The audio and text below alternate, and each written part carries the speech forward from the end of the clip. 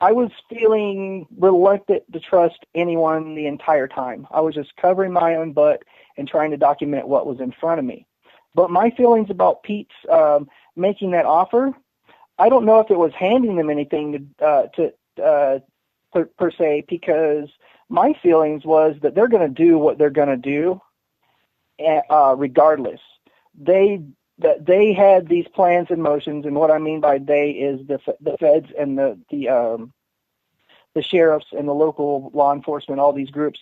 They were going to do what they were going to do, and I felt like I was in the middle of an operation that was ongoing. You know, I'm not saying Pete was part of the operation. I'm just saying that there was all these things in motion around me, and I was outside of it, but also inside of it, if that makes any sense at all. Oh, that makes perfect sense, and it's a very fair point. And just from an outsider looking at it from the media, and really what the media spin has been from the beginning is to trigger those issues that are going to get, let's say on the left, get people mad about race, and then on the right, Sure, get people mad about whatever people are mad about on the right. Loss of liberty. Wouldn't it be nice if we would all start to realize that the state, the government, and the corporations that have decided to hijack all of our state and local and federal governments, wouldn't it be great if we'd all realize that the state doesn't care if you're right or left? It's oppressing all of us. I mean, I would love that personally. I would love that too. And before we started the show, you had mentioned Alcatraz in 1968 or 69, where Alcatraz was taken over by natives, and that was a group effort. That was, that's still celebrated actually today. Every year on Thanksgiving, Bay Area natives have what's called the Unthanksgiving, and they all go out to Alcatraz together and then come back and go to the various native centers in the Bay Area and all eat dinner together. Amazing. Yeah. So I had no idea about the thing that goes on every year, and I just started researching, because that was a fantasy in my head. When I'm in the middle of this, watching all the divisiveness between race and class, and ranchers versus city folks, and whites versus natives, and Democrats versus Republicans, and extreme left versus extreme right. I was fantasizing what would it be like if all those groups decided to band together somehow. And when I was fantasizing about that in my head, I did some Google searching. So I don't know a whole lot about the takeover of the Alcatraz besides the short video documentary I watched today, and then the Google page and a few web pages that I looked at yesterday. But yeah, I mean, in this whole argument about if it was Native people, they'd be put down immediately. I came across the takeover of Alcatraz in 1968, and it lasted for 19 months, a year and a half. And what I read was that at the height of the occupation, the takeover, and it was both natives and white folks, 400 people took Alcatraz and declared it native sovereign territory for a year and a half. That's significant. And I think part of it had to do with white allies standing up with them, because if you read the Wikipedia page, the longshoremen of San Francisco said that they would shut down the 3 ports in San Francisco, and that would cripple the economy. And these are all mostly white workers, saying, no, if you, squash that occupation, we're going to shut down a great portion of San Francisco's economy. And I was inspired by it. I mean, white people and Native people acting in solidarity to, stand up for Native folks. I mean, that was just, inspiring to read that. It really was. Yeah. And I mean, it's pretty much inspired an entire movement, the American Indian movement.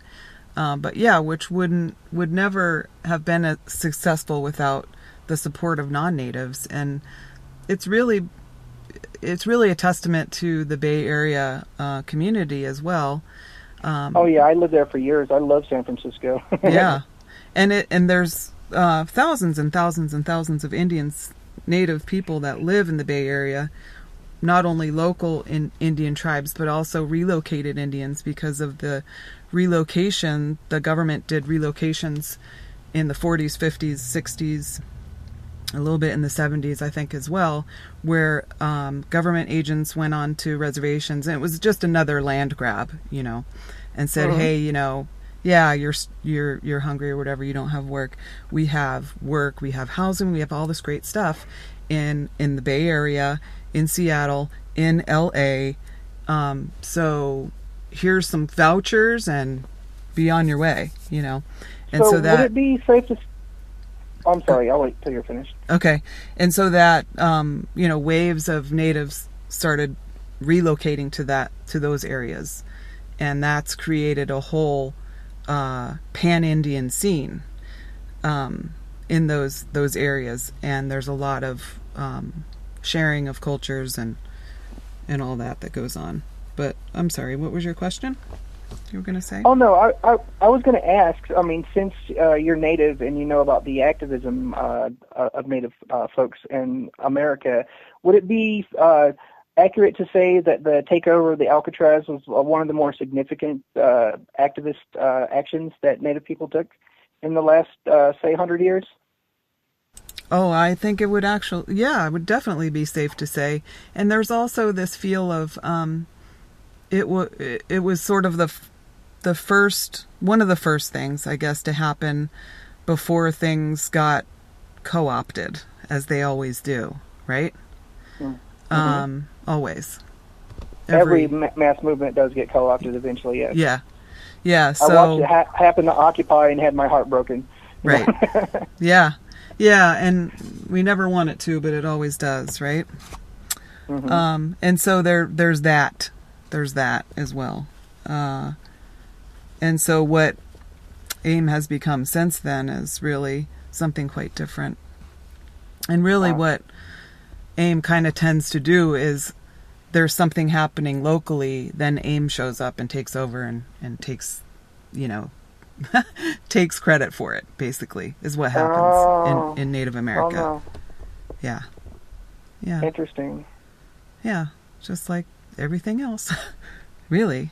So I was talking with another friend that you know, Anne Francis, the other night on the phone, and I was telling her that I have friends on all sides of the political spectrum. I have name a type of political ideology, and I have a friend or five in that particular flavor of how they perceive the world, and particularly my friends on the moderate left to, my friends on the moderate to extreme left, all those people have, quite frankly, seem to have lost their minds during this Bundy standoff, this militia thing, or this rancher rebellion, whatever you want to call it. And they're just jeering and screaming. They were just like reveling in the idea of sending the feds in and annihilating these people, and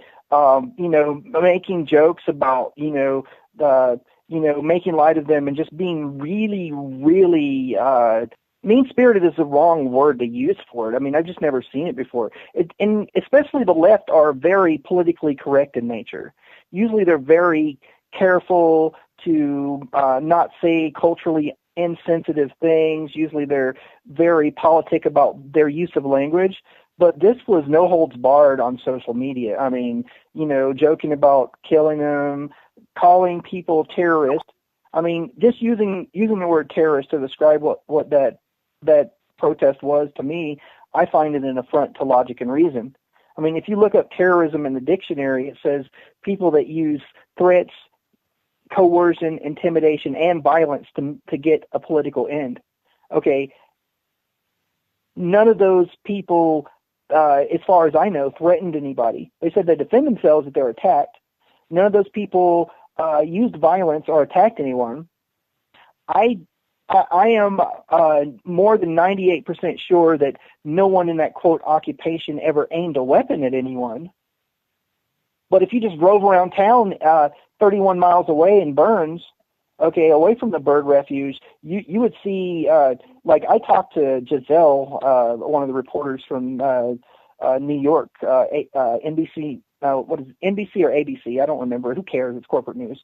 Anywho, I talked to a mainstream news reporter for TV news just a couple hours ago, and she was all saying she was telling me that she had guns pulled on her 3 or 4 times, like long rifles aimed at her. So, as far as I'm concerned, the majority of the fear generated came from town, and it was police, because they were very, very touchy about their militarized compounds that they set up in the airport and in the center of town.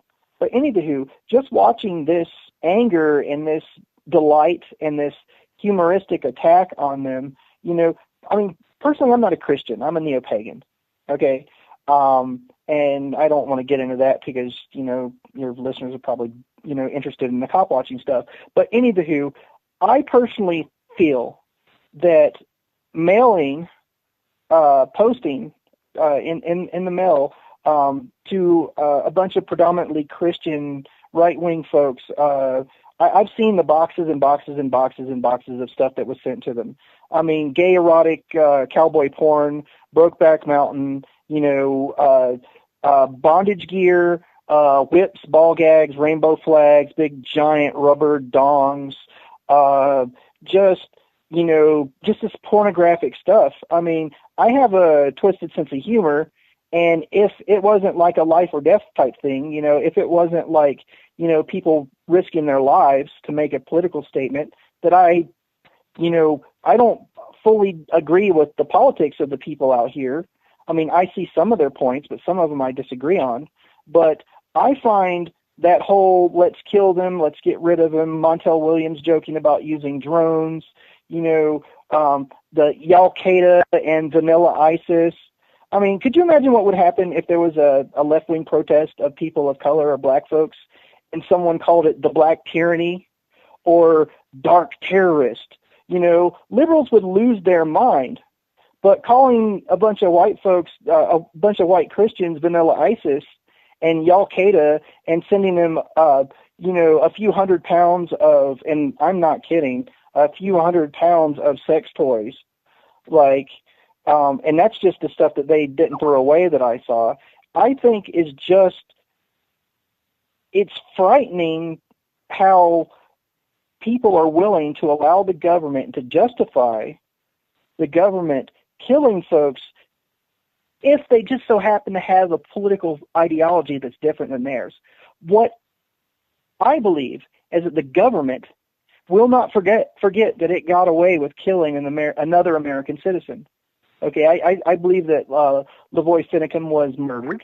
Folks, it happens to anybody who happens to stand up and have the gall to want something that's outside of the status quo.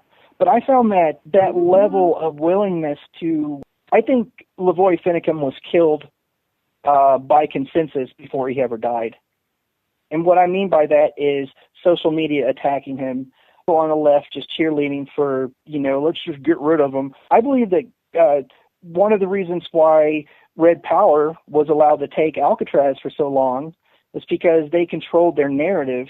They had massive support from white, black, Kermit the Frog was on board, but these people out here at this refuge immediately attacked and like, Al-Qaeda, yeehaw, they're a bunch of ignorant, rednecks. Let's send them a bunch of sex toys and make jokes about how they're terrorists and, I'm kind of sickened by it a little bit. And anybody who actually knows me, I'm rude, crude, socially unacceptable. I'm a coarse person. I have a very twisted sense of humor. But just watching this and the live stream that's coming out of the occupation, okay, if you look at the comments being made to those people, I mean, it's hard to describe my disgust, really. What do you think that's all about? What do you think has been triggered in the human, left to respond so vehemently, so in such a way? What's been triggered there? Sure. I've tried to understand as a layperson how brainwashing works in contemporary American societies my entire adult life. And my first response to that question, the way you phrased it, is it's just not the left. It's not just the left. I'm sorry. The right, when there's Tamir Rice, when there's Mike Brown, when there's Eric Gardner, when a black person or a person of color is killed or gunned down by police, they're cheerleading for the for that person. Or it was obviously a justified shooting. I mean, when Darren Wilson, in my humble opinion, unjustifiably murdered Mike Brown, the right-wingers started up a crowdfunding thing and raised $1 million to give Darren Wilson for, I guess his pain and suffering or whatever, even though he was on paid leave. So he made $1 million off of social media. So I don't really see it as a left or right thing, because the right does the same thing. They all get together on social media and cheerlead for the destruction of black bodies, the destruction of white bodies, the destruction of Native people's bodies, just because they happen to have a differing political perspective. But to answer your question, I believe it has a lot to do with this divide and conquer thing. I believe that the people that actually run the country are more concerned with actual physical resources than they are with money. And the end game is to reduce population eventually, but in order to do that, they're going to have us fighting each other. I think mainstream media and let's just call them agents of change. I believe that people are strategically placed in places of influence to guide society, and these folks foment the fight between left and right. They foment the fight between Democrats and Republicans. They foment the fight between various anarchist groups. Anarchists come in flavors. I mean, there's anarcho-syndicalists, there's anarcho-primitivists, there's, anarcho-capitalist or market anarchists like myself, and we're all divided into these little subcategories. And the divisiveness is encouraged, and what that does is have us focus on fighting one another so that the elites, the people with all the power, they own all the good land. They own all the good water resources. They own everything. And if we are less concerned with trying to manage resources ourselves as individuals, they are able to manage the larger amount of power, land, water, all these precious resources unimpeded. So we're being encouraged by what I would call agents of change to fight amongst ourselves. Because it's, to quote a guy I used to work for, Clyde Lewis, it's not a red state versus blue state thing, it's the state versus you. A lot of this also has to do with Hegel's dialectic. Okay, Alex Jones talks about this a lot on his show, problem, reaction, solution, what is it? Basically, you have a fight in the political consciousness between two opposing ideas, but the government fomented the fight in the first place, and they want they already have a written piece of legislation, whether it be the Patriot Act or some kind of boilerplate solution that they preconceived of in the first place, and when people engage in this fight between right and left, the controllers, the ruling oligarchs, go ahead and say, oh, well, here's this piece of legislation that restricts free speech, or here's this piece of legislation that restricts your property rights, or here's this lovely piece of legislation that would, make sure that no poor little kids get shot in schools anymore. There you have it. Something else. I think the way that the school system works in a public education system, it's a beautiful brainwashing engine, and I could go through that just briefly. Common sense analysis without a lot of reading. Okay, from the time that you go to kindergarten until you're at a college, there's a methodology that you're taught, and here it is. Okay, first of all, in school, everything's regimented. Everything is timed. There's 30 30 kids in a school if you're lucky. If you're not in a low-income school, sometimes there's 40 per schoolroom, and there's a teacher. Everything is timed and managed. Your time is managed by a ruler or controller. There's bells telling you which time and which period you have to go through, so it's all very regimented. Okay, basically, this is the American public education system in the nutshell. Study, study, study, study, study, study, study, memorize, memorize, memorize, take the test, and forget it. Right, and never look within. Right, and then forget it. Do the test, get your grade, and then you're on to the next thing to memorize, right? So that's, let's take it back to controlling the narrative for a minute here, because that's really what it's all about. Right. And we're at a time now where social media is used very adeptly to control the narrative. Absolutely. So when we come back from the break, we'll talk more about this. And thanks so much, Mike. Yeah, sounds fun. Hi, everyone. We're back. You're listening to The Bridge with Kira. I'm Kira Young, and I'm talking to Mike BlueHair from Film the Police Portland, who recently took a trip to the animal refuge site where the Bundys had taken over and their crew, and he was there for everything as it went down. And he documented everything with his camera. So we're talking to him. We got into a conversation about controlling the narrative, and so we're going to continue with that conversation and about his unique perspective as somebody who documents the truth. You there, Mike? Yeah, of course. I'm right here. Okay, great. So we talked a lot about, wouldn't it be great if the left and the right and all the races and classes or so-called classes, there's really just two. There's the super, elite, and there's everyone else, got together. That's all illusion, the whole middle class thing. And as it all evaporates before our eyes, we can see that it's an illusion, that we're really all in the same boat. So there's some powerful forces that need to control the narrative with these type of situations, so that it keeps us all separated, as you were saying. It keeps us divided and conquered. Mm-hmm. Have you heard of something called astroturfing? I don't think so. Okay, astroturfing is a slang term for something. Here's the deal. Governments and corporations hire people to go on to social media and masquerade as your average Joe, your butcher, your baker, your candlestick maker.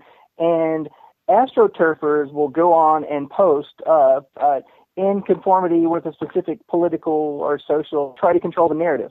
And it's not a conspiracy thing. You just Google astroturfing, controlling the narrative. The Pentagon has gone ahead and admitting, a lot of people criticize Alex Jones, and I do too. I criticize him quite a bit. I think that he makes a lot of money from exploiting, fomenting fear, But every so often he'll report something that no one else either has the balls to or that no one has figured out how to report, and it ends up being right on.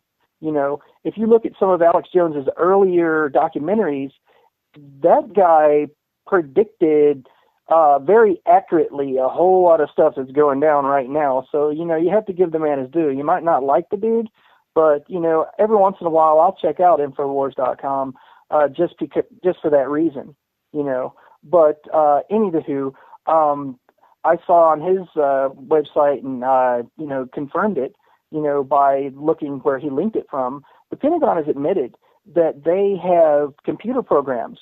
They can have one guy or girl, one of these vitamin D deficient MIB types in a basement, drinking too much Red Bull and not getting enough sun, sit down at a computer terminal and use one of these computer programs to where they make a post on social media, and this computer program clones them as if though they are, 30, 40, 100 people, each person, and they post all over the place in this big, long list of social networks.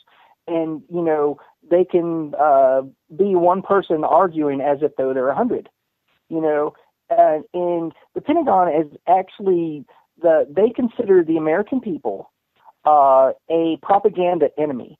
Okay, the ruling elite use the military-industrial complex to propagandize us because they view us as a psychological enemy in a battle space. That's the way that we are perceived. So there's a massive amount of subtle and not so subtle propaganda being directed at the American people constantly. But I really do want to go right back to a second to finish my thing about the way the school system manipulates people's minds, if I may. Absolutely. Okay. So the whole time you're going through school, you're basically taught the same basic formula from kindergarten until you're out of college, which is just study, cram, memorize something, and then forget it, right? So you go through, the first 18, 19, 20, 21, 22 years of your life doing this pattern, okay? Now, when you get out into the world, how does the mainstream media report something? If it's a big story, you get a massive amount of interest, you get a massive amount of oversaturation of reporting, and then the story's dumped and you're on to the next thing. That parallels your classical conditioning that you've had since the time that you started learning your colors and how to add 2 plus 2 until you're in college. That's not by accident. That's methodical. That's piggybacking your study, memorize, cough up information, and forget it. They're training us to have a short attention span and to be divided into right versus left because all the mainstream media outlets portray a specific party line. It's either left or right. So they're polarizing our brains into this left-right consciousness. And then one other thing, okay, I figured out what's going on here in this one aspect, okay, and I'm reasonably sure I'm correct about this. Okay, basically, we have a collective fight in our consciousness, in our social fabric as Americans, between mommy and daddy.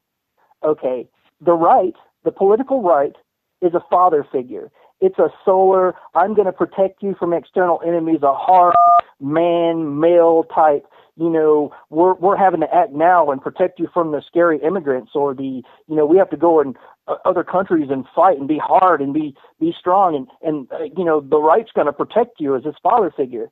And the left is a mommy.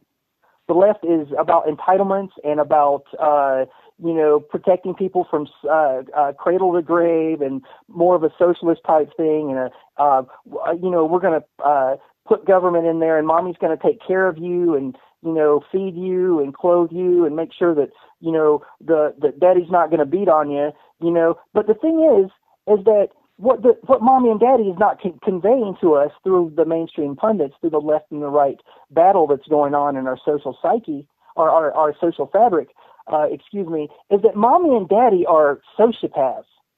Mommy's pretending to give you entitlements when she's actually giving you control.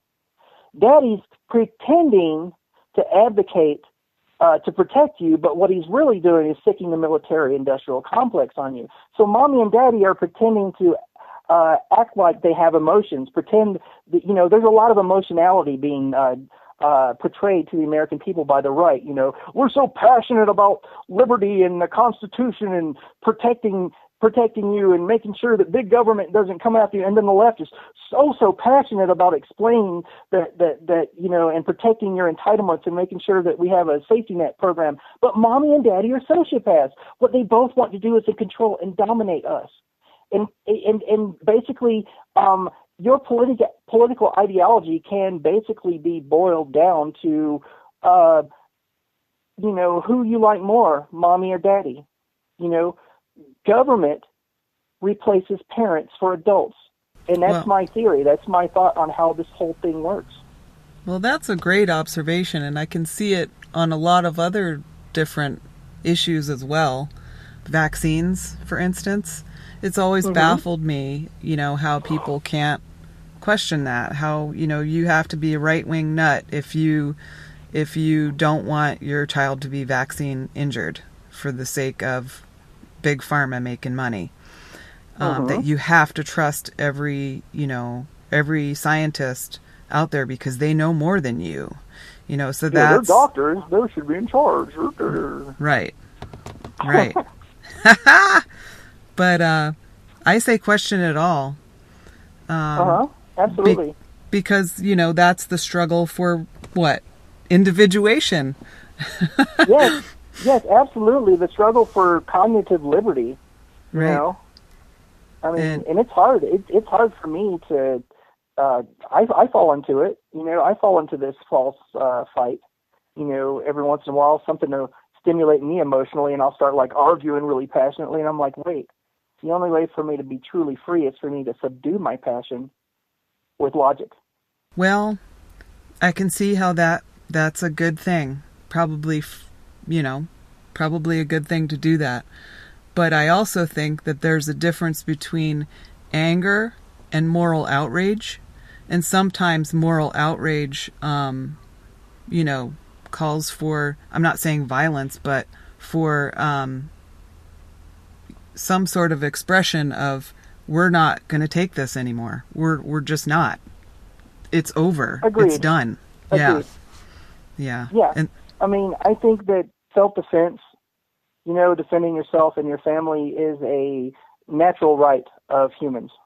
You know, if something is trying to annihilate you, whether it be a political system or an individual, in my worldview, it is perfectly morally justifiable and correct to annihilate that which is trying to annihilate you. That's just my humble opinion. But yes, I absolutely agree with you. Self-defense. If someone's trying to kill you, if someone's trying to, you know, perpetrate some sort of a genocide, I believe that it's perfectly natural and justifiable to defend oneself with, to quote Malcolm X, with any means necessary. And that's just my thoughts on the matter. You know, I'm not advocating violence. Everybody has to decide what the line in the sand is for them. You know, the only thing I ever want to shoot with is a camera. I go into situations like this unarmed. You know, but there's plenty of weapons everywhere around me. Like, I have this tiny little 3-inch knife, and it's for cutting fruit. You know. right. And veggies too. Get your veggies. Oh yeah. Well, I had a fruit cup this morning and a bunch of chicken. I love me some chicken. So, at the beginning of the show, you were talking about your fantasies. Your fantasies, basically, of anarchist utopia. And I get into those fantasies as well, because I think that at the core of every human, there's some sort of genetic memory of a time where we did live in an anarchist utopia and where we were really truly free. Do you think that basically all of these different groups of anarchists that are divided up in all these different flavors at the core, that they all really feel that way? 31 Flavors of Anarchist. Yeah. I think that we like to fight. If you want to just talk about anarchists, we like to fight on social media over who's right. You know, the anarcho-communist and anarcho-socialist and the ANCAPs like myself or anarcho-capitalist. We're caught up in this thing where we like to advocate for our own little thing. But I have to. You said a word that kind of stuck in my craw a little bit. So the idea of utopia, I think that fascists and totalitarians portray the idea of a utopia as a means to control, without a very deep analysis of anarchism. I like to explain things in very simple, kind of plain English sort of ways for your audience, because I don't think anarchism really gets a fair shake in American political discourse. So allow me to explain what an anarchist is in a nutshell. Okay, it's simply this. When a slave, let's say, and they're enslaved by their mind, not physically, but when a slave encounters a moral situation and they're deciding what to do, how to act, the slave is going to ask, is it legal? And then act. A free person, okay, this is an anarchist perspective, a free person is going to ask, is it moral? Is it correct? Is it right? Is it just? And then act. If people would ask themselves that question before acting, when they're encountering a moral quandary, we would have less need for government and laws, because people would be acting from a perspective of enlightened self-interest, meaning whatever I do to Kira, I'm ultimately doing to myself. whatever I do to this random person on the street, ultimately it could harm myself. I am fully willing to accept the idea that anarchism right now being implemented on a mass scale would not work, because I feel that humanity has not arisen to a point socially and psychologically to where people can take responsibility for their own lives and their actions fully enough to live in a massive anarchist society. That said, I think anarchists could live in groups of, say, 100 or 200 and live separate in little communities. I think that that would work very well. And there are hundreds of examples of little communities like that that have survived throughout the 20th century and some in the 21st century. Black Bear is one of them. Like, just Google, Black Bear anarcho commune or whatever, you'll find that. But anywho, I believe that anarchism in mass, as applied to, a country of 300 million people, probably would not work. And part of that has to do with people are enslaved by the statism. People are not conditioned. They don't have to think for themselves. They don't have to take responsibility for their own lives and their own actions from the time that they start in kindergarten until they get out of college. That's the responsibility of the teacher, or the principal, or the power structure, or the law, or your parents. A lot of people I know that homeschool do it because they want their children outside of the system. And I know, I'm not saying any names, but I know some anarchists that homeschool their children for the same reasons that right-wingers do it. They don't want their kids growing up being brainwashed and not being able to think for themselves and not to be a sovereign individual anymore, because children are being homogenized into this consensus reality way of thinking where, if the majority of the room says that this is what's real, then that's what's real. It's scary. It really is scary. And when our children, their natural selves come out in all of that and want to be free, then they're drugged. That's the other thing, is now they're drugging them. And as they have been adults for a long time, but now it's a real push, and schools make money off of it. They make money if they put a kid on drugs, but don't do drugs. Sure. They did that to me. Oh yeah. What?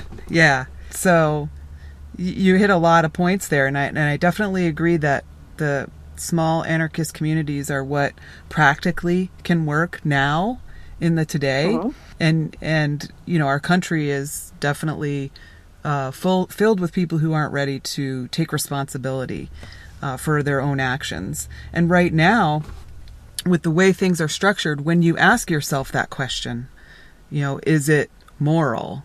Is it right? Rather than is it legal? You also have to be prepared for the consequences of asking that question, because our power structure is not a moral power structure. And exactly. So, we're basically walking Jesuses. We're going to get, we will see consequences for doing the right thing. Yeah. Absolutely. If I hurt somebody by accident or I break your stuff, I, as an anarchist, I first think, how can I fix that? And then I try to act. But you're absolutely right. But I also get this apprehension as soon as I start trying to be an anarchist and take responsibility and make that person whole for the mistake I made. I'm also thinking the possible legal consequence. So my mind's always at odds, because there's a lot of stuff I do that, if it's a law that I don't find moral, or if there's a law that I find that doesn't make sense to me, I'm not going to follow it. Sure. Personally, I don't smoke marijuana. I'm allergic to it. It makes me throw up. But I think putting people in cages for it and turning them into a monetary resource for the private prison industrial complex is total BS. I think that slavery 2.0 being perpetrated against black and minority people and using the drug war as the primary vehicle to round them up, the U.S. prison system may as well be a 1800 slave market, because they're traded openly on the stock market. I don't see a difference. I Yeah, really don't there's see no a difference. difference. No, you know, I see no difference at all. And also, in my worldview, I believe that taxation is theft. Government supposedly was instituted because of a need for it, a moral justification, this social contract that government is somehow going to protect you. But if you think about it, okay, what a cop is, in my worldview, in an anarchist worldview, a cop to me is the most naked, honest expression of what government is. When you break the law, it's the cop's job, impartial, to enforce law without passion, right? So the cop's job is to meter out violence on behalf of the state. So if someone attacks you, you're supposed to, rub some sand on it or put a Band-Aid on, call the police to help you. But the thing is that's so illogical to me. A cop can't unshoot you. A cop can't wave a magic wand and unrape you. A cop can't miracle a bullet out of your butt. A cop can come along and write some paperwork out and, label two people, one a victim and the other an assailant. And personally, I do not want to be a victim, and I don't want to ever be an assailant. So as an anarchist, Right. I see cops as basically the most naked, honest expression of what government is. Government is force. People have been duped into,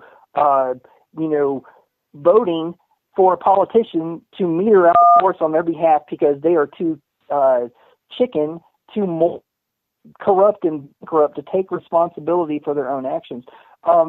That's my thoughts on what government is. I would agree. This brings us to an interesting question that came to me while you were talking about the police, and basically they evolved out of a slave catching force. I mean, that's kind of what they are, Yes. and now they're becoming more militarized. Do you think? Okay. Do you think that the whole myth of our country, the Constitution, its forming, all that we're taught in school is exactly that, a myth, like Thanksgiving? Like it really is supposed to... I think there's a culture of something that people on the left call, and they're absolutely right on about it, American exceptionalism. Like this myth, that somehow America is a shining city on the hill, and we wouldn't ever become totalitarian or fascist in nature. So people don't put themselves on guard about it, But that's where we're going incrementally. We're becoming more and more oppressive. I mean, one of the reasons why you're getting, honestly, I think one of the reasons why police accountability is becoming more prevalent and more talked about in mainstream culture is because white folks now, because I believe in the concept of white privilege. I don't take it overboard, but I do understand that that's something that's real. But white folks now are experiencing, because of the shift between race and class, now the underclasses, it's a mixed bag of races that are being oppressed and tyrannized by cops on the regular now, as opposed to times in the past when it was more of a racial divide. White folks now are experiencing what colored folks, blacks, Indians, Mexicans, the Chinese that were brought over here as cheap labor, what they've experienced for hundreds of years, right? But Absolutely. Now, people that, since the middle class is becoming eaten away, that white folks are starting to feel it and physically, they're not as removed from it. And that's one of the reasons why I believe in our culture that we are starting to become more critical of police. And that's why their response has to be all the more tricky. That's why they have to control the narrative even further, because it's starting to shine through. What's really going on is starting to shine through. So they have to control our ability to see what they're really doing. to us. The more, because let's face it, the elite, most of everything is not enough for them. They want it all. They want it all. So every grain of sand. And the way that I put it is, we're all on the reservation now. So, and we are. We're all on the reservation now. So what do we do from here?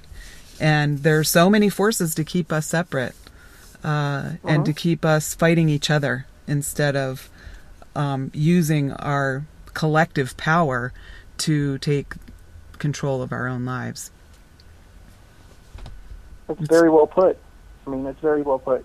I think that one of the greatest things that, let's call them magicians, just for lack of a better term. The manipulators, whatever you want to call these people in society that actually control and hold the reins of power. That's one of their greatest tricks. That's what they spend most of their energy on, actually, is to create that feeling of helplessness, isolation, and separateness. Okay?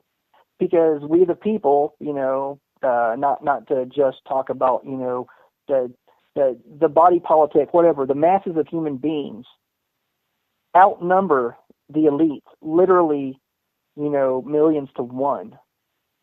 And that is the only thing that keeps them in power, is our feeling of separation, our feelings of isolation, our feelings of disempowerment. So they prioritize keeping people feeling separate, the oligarchs, or whatever you want to call them,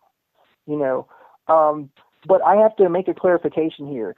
I've been in the conspiracy realm for years and years. Like, I've heard every single type of conspiracy idea that you can imagine, and delved into them all. And in my humble opinion, there's not some grand overarching New World Order, or whatever you want to call it. I believe that rich people, plutocrats, people that are power mongers, the heads of corporations, sociopaths that are sociopaths that work their way up through a power structure, all have similar ideologies. They all want power. They all want more. So naturally, when something happens, it's a major news event, they're going to react in concert with one another. If sociopaths rise to the ranks, and they're at the heads of power structures throughout the entire world.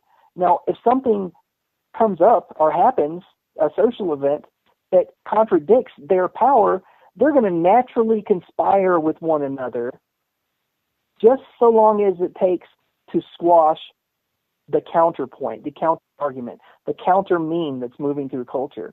And it's instinctual. Like when you're walking through the woods and a branch moves towards your eye, and your eye kind of closes reflexively.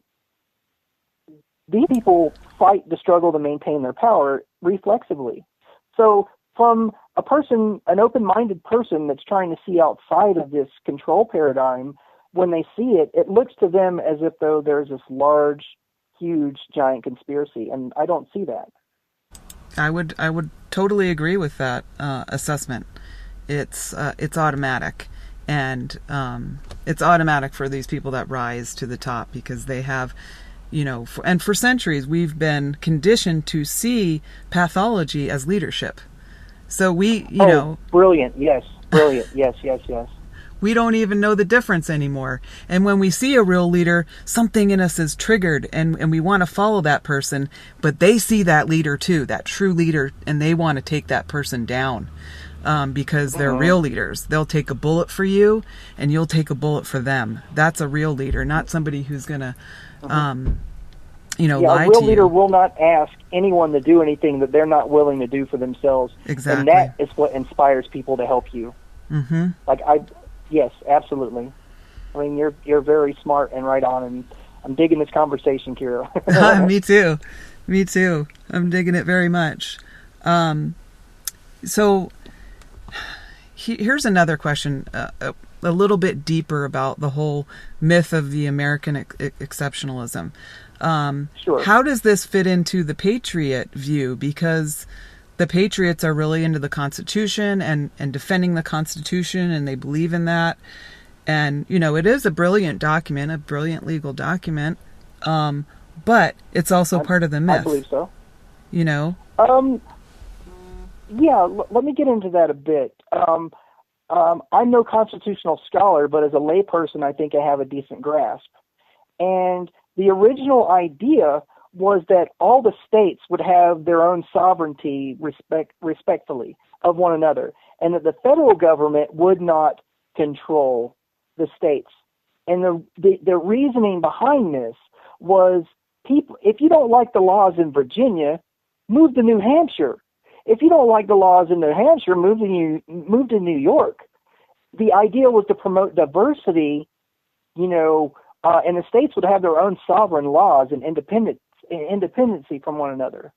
Also, the idea of a county sheriff was that they were an elected representative of that group, and actually, the sheriff, according to the letter of the law and how it's written, is the most powerful entity in government, above the feds.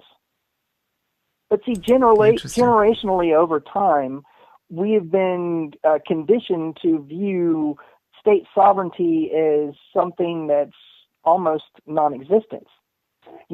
If there was state sovereignty, according to the original founders and the framers of the U.S. Constitution, you would have radically different laws and social political ideologies going on in parallel with one another, but not in opposition. You know what I'm saying? Yeah. If you look at Thomas Jefferson, I think he's very misunderstood by the left, because Jefferson had close affiliations to Native people. A lot of the structure of the U.S. Constitution was based on confederacies of Native peoples. Yes. Mutual Defense Pact, but not having one central leadership. Mm-hmm. Dude had lots of Native people over at his house when he's, writing some of the his portions of the government, his contribution. He was also very pro-anarchist. There was an anarchist movement during the early days of the American colonies. Yep. In the 1700s. Anywho, I think people need to revisit Jefferson a little bit. When you go to the Jeffersonian Museum and you go in there, the memorial, actually, there's some very, very powerful words written. If you go inside and you look at the underside of the dome, it says, "I swear on the altar of Almighty God, eternal hostility towards every form of tyranny plaguing the hearts of man." That's hardcore, right? Yeah. Yeah. That's hardcore. But over time, this idea that the states would be perceived as separate and sovereign has been overwhelmingly eroded away into this homogenous, the federal government has ultimate authority, and a lot of sheriffs don't even know that they have ultimate say. A county sheriff literally has the legal authority. If the president wants to show up, go somewhere else. No. You want 40 Secret Service? No. How about you have 25? Oh, no, you want to stay in this hotel? No, you have to stay at the other side of town. Seriously, the way the laws are written, the sheriff is the ultimate authority. And the sheriff was an elected official by the people. And the reason why, everything in the original Constitution was about the separation of powers, and the reason why is because the framers just rebelled violently and fought a war against a very rigid, vertically integrated power structure. But one of the things that people in the Patriot movement do is they get caught up in this, I believe, this idea that,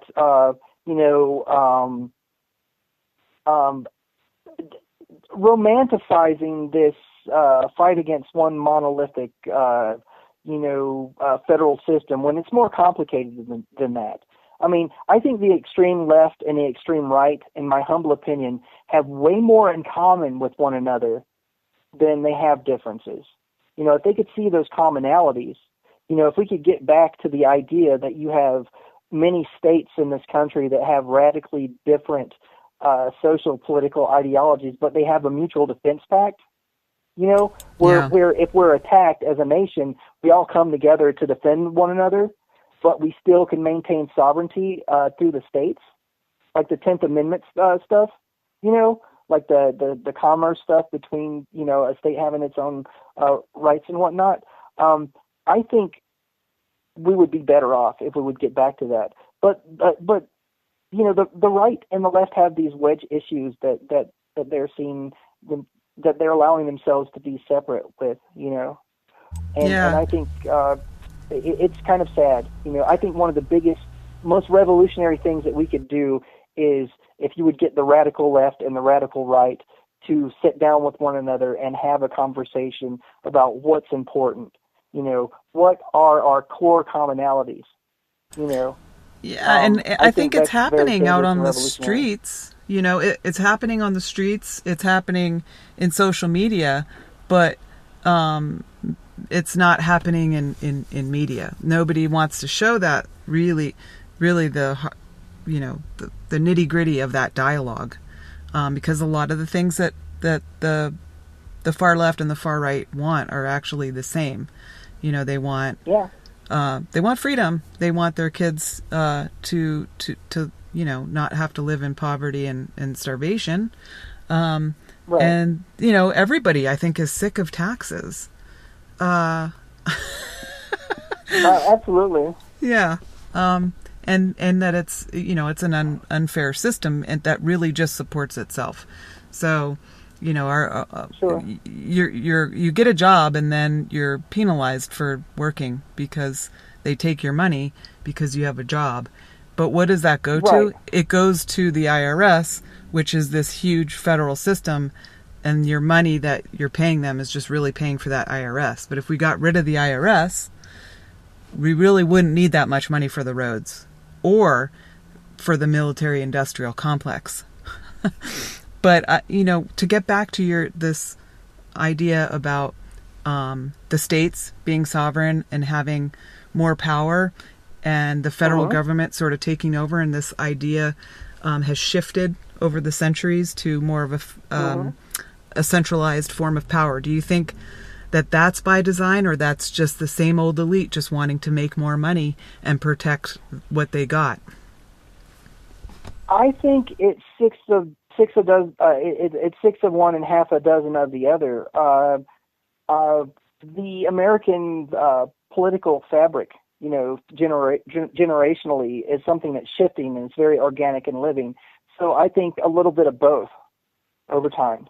But I think it's some of this instinctual sociopaths and people that exhibit sociopathy as being perceived as leaders, and certain groups, trying to assert their power.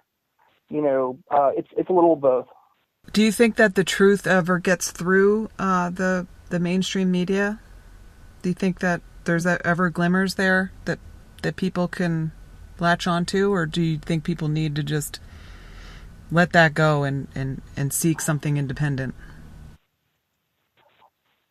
I think people should look at both and think of a middle ground. Okay, I think all media is biased to an extent. Now, how biased, it just really depends on the nature of the person producing, or the corporation, or the corporate person. Oh, don't get me into that one. That's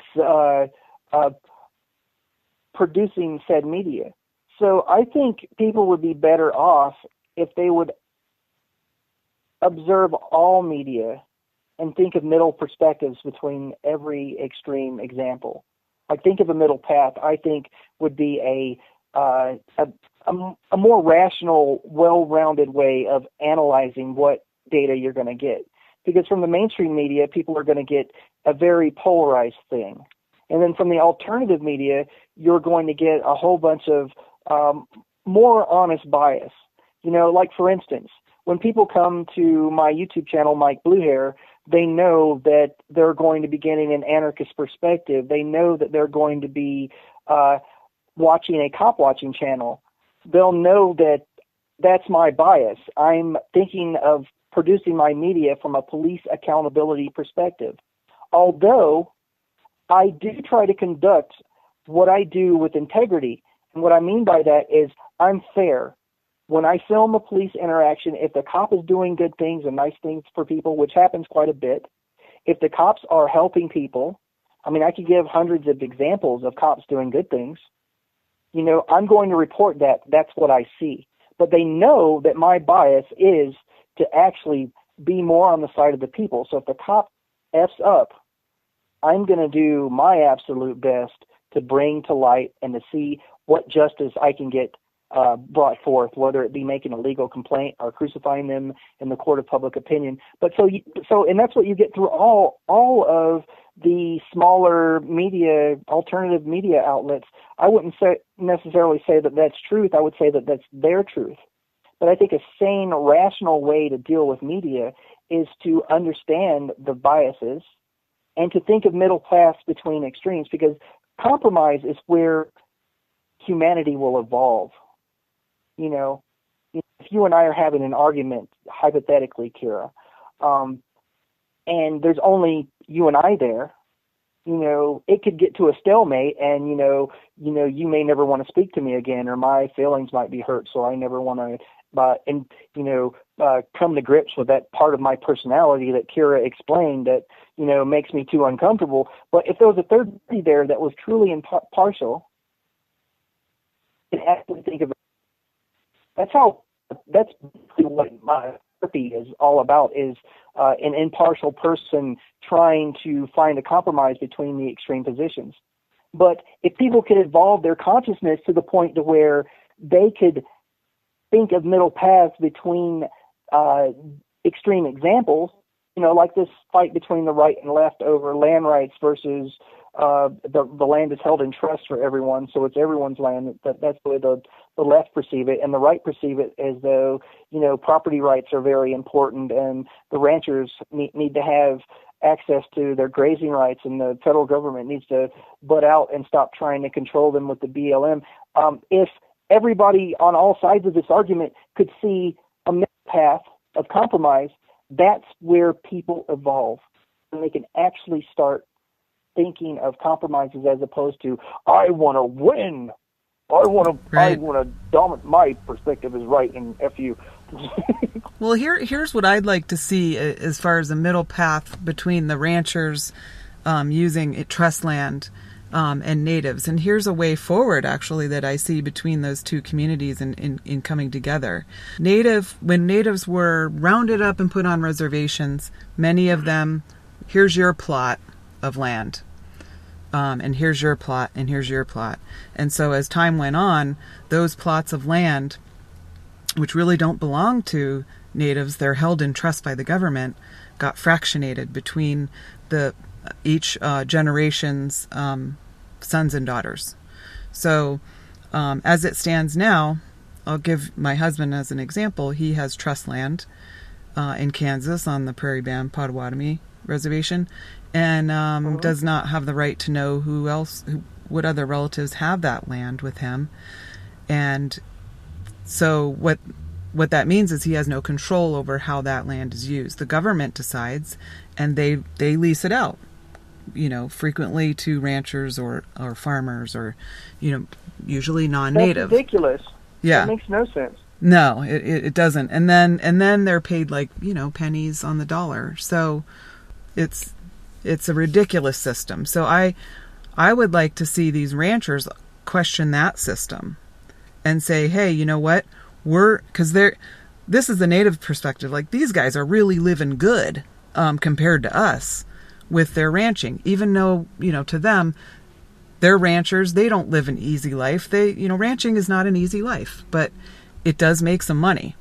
A lot more than natives are making off ranching this. Is a hard work, but it's not a reservation. Right. It's not. Exactly. Right. I got you. Yeah. So while these ranchers are questioning this trust system, it should all be questioned, including how, the raw deal that natives are getting with this trust system. Right. It's because where the feds come in and they lease off the land to whomever, and they make their backroom deals, and then the natives get screwed. Yeah, get totally screwed. And the way that you can live well is to have control over your land. So you have to be able to make decisions about, okay, are we going to grow this? Are we going to do that? Or are we going to put up a windmill? I mean, that's the basis of prosperity, is control over a certain, your 40 acres and your mule, as simple as it gets. Stewardship of the land. I mean, I believe that property ownership is very important, and as long as you're acting as a good steward, you should be allowed to do whatever you want with the property that you own. And like Native peoples not having complete sovereignty over the land that they were given makes zero sense to me.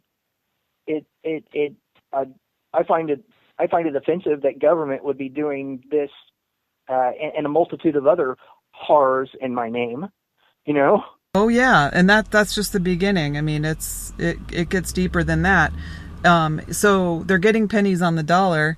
It gets put into the land trust funds, right?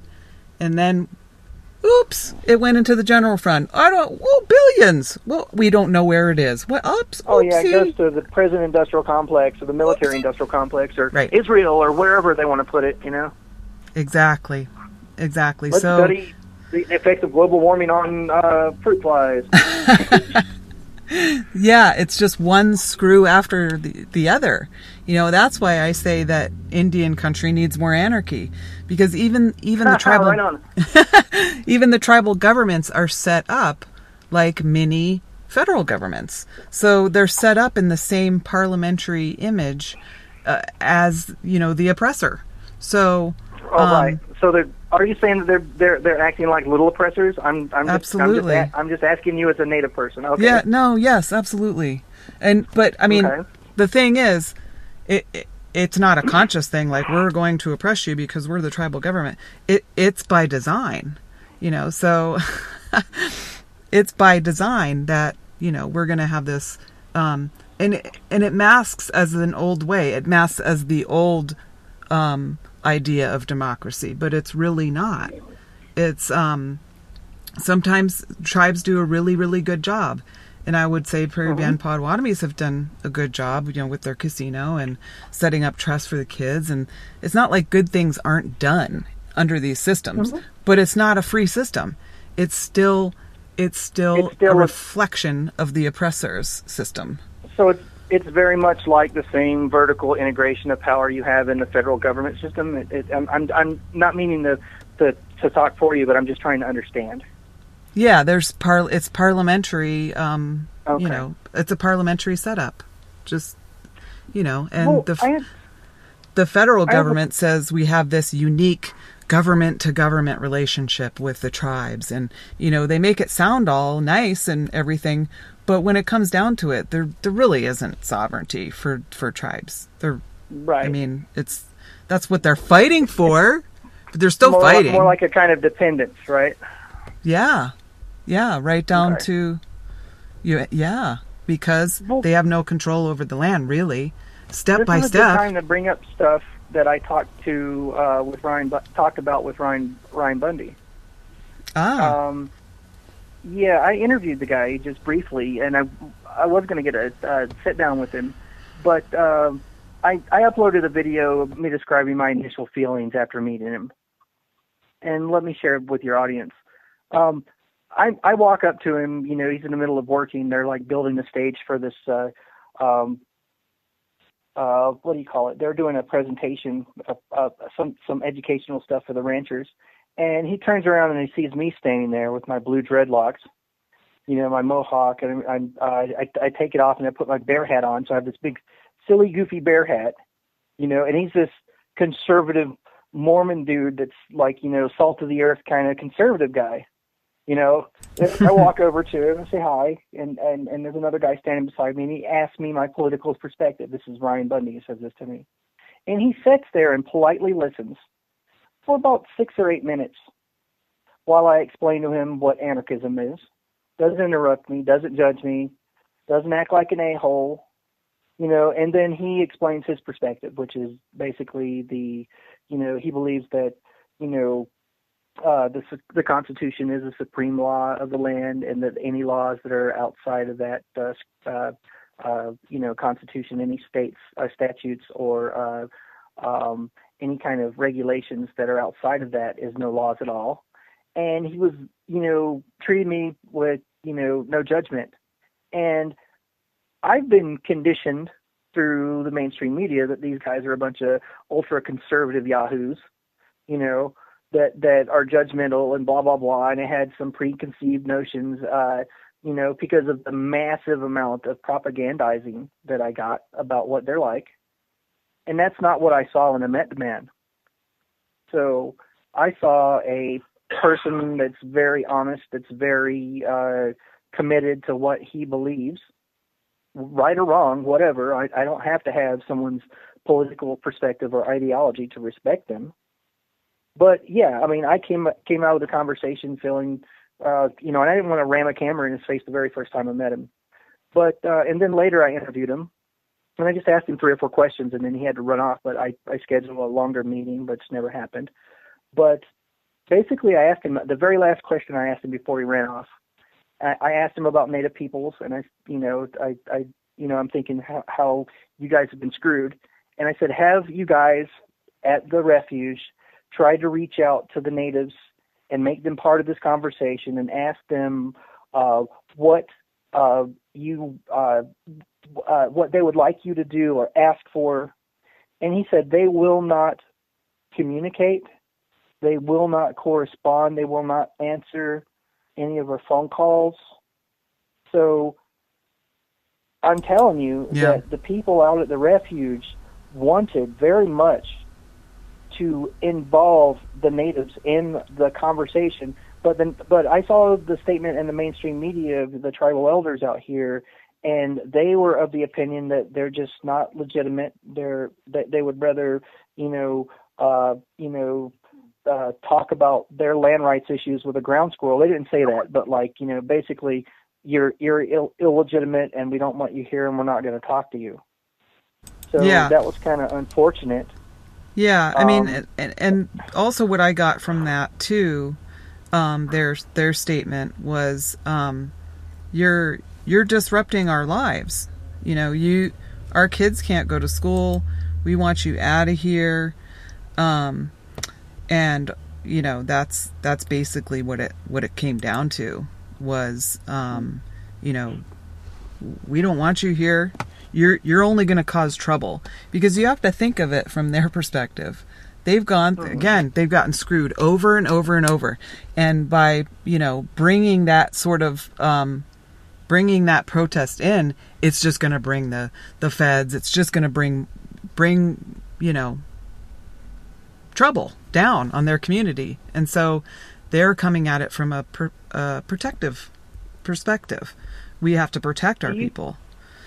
As a Native person, as somebody on the inside of that community, do you think it would have went down a lot better on the side of the Bundys if they would have approached the Native people first and said, hey, we're going to do this.